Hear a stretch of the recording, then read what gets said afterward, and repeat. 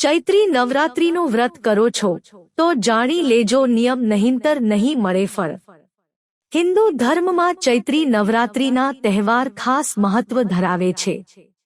તે ચૈત્ર મહિનાના શુક્લ પક્ષની પ્રતિપદા તિથિથી શરૂ થાય છે।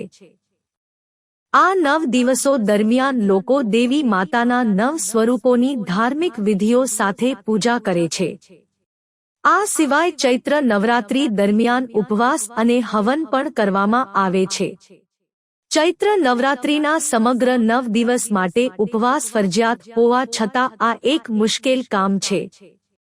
અમુક લોકો 9 દિવસનો ઉપવાસ કરી શકતા નથી। આવી સ્થિતિમાં તેઓ નવરાત્રીના પહેલા દિવસે અને દુર્ગાષ્ટમી પર ઉપવાસ કરે છે। જો તમે ચૈત્ર નવરાત્રીનો ઉપવાસ પણ કરો છો તો અમુક નિયમોનું પાલન કરવું જરૂરી છે। એવું માનવામાં આવે છે કે ત્યારે જ ઉપવાસનો પૂર્ણ લાભ આપે છે। ચૈત્ર નવરાત્રી 2026 ક્યારે થશે શરૂ? આ વર્ષે ચૈત્ર નવરાત્રી 19 માર્ચ ગુરુવારથી શરૂ થાય છે અને 27 માર્ચ શુક્રવારના રોજ સમાપ્ત થાય છે। આ વર્ષે દુર્ગા માતાનું પ્રસ્થાન હાથી પર થશે। ચૈત્ર નવરાત્રીના પહેલા દિવસે દુર્ગા માતાના પ્રથમ સ્વરૂપ દેવી શૈલપુત્રીની પૂજા કરવામાં આવશે। એવું માનવામાં આવે છે કે નવરાત્રી દરમિયાન ઉપવાસ કરવાથી માતા પ્રસન્ન થાય છે અને ભક્તો પર તેમના આશીર્વાદ વરસે છે। કયા પ્રકારના ઉપવાસ?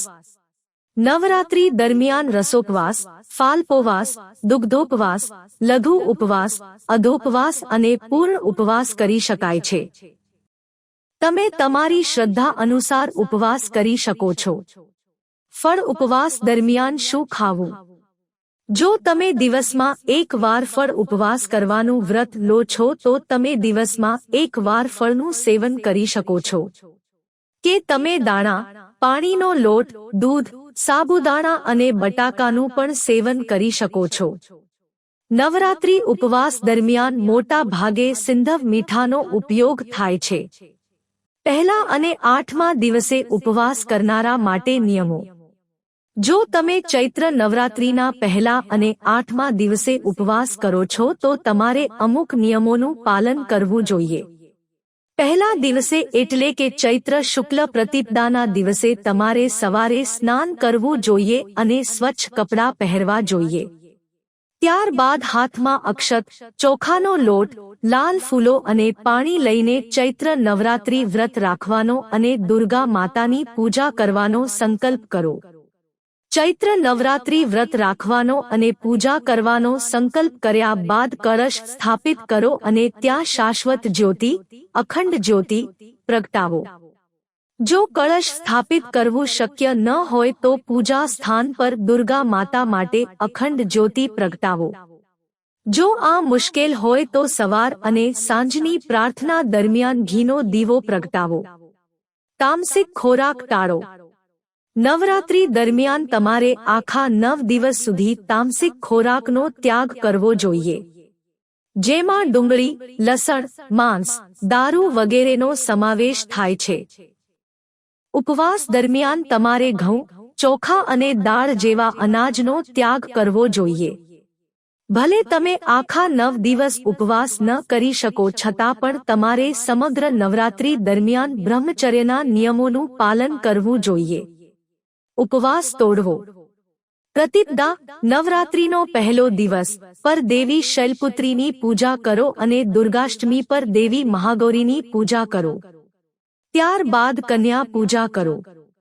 દુર્ગાષ્ટમી પર નવરાત્રી હવન કરો। તેનાથી તમારા ઘરમાંથી નકારાત્મકતા દૂર થશે। મહાનવમી પર ભોજન ગ્રહણ કરીને ઉપવાસ પૂર્ણ કરો।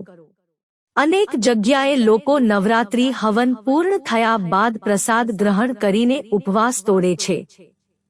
અમુક જગ્યાએ મહાનવમી પર અને અન્ય જગ્યાએ દશમી પર ભોજન ગ્રહણ કરવામાં આવે છે। તમારા વિસ્તારમાં પ્રચલિત વિધિઓ અનુસાર ઉપવાસ તોડો। આ બાબતોથી દૂર રહો। જો તમે નવરાત્રી ઉપવાસ કરી રહ્યા હોવ તો આ દિવસોમાં વાસના, ક્રોધ, લોભ, આસક્તિ વગેરેથી દૂર રહો।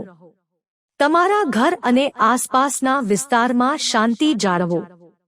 નવરાત્રી ઉપવાસ દરમિયાન વ્યક્તિએ નખ કાપવા, વાળ કાપવા અથવા દાઢી મૂંડવાનું ટાળવું જોઈએ. નવરાત્રી ઉપવાસ દરમિયાન બ્રહ્મચર્યનું પાલન કરો અને આખા 9 દિવસ કાળા કપડાં પહેરવાનું ટાળો. ઉપવાસ રાખનારાઓએ દિવસ દરમિયાન સૂવાનું ટાળવું જોઈએ.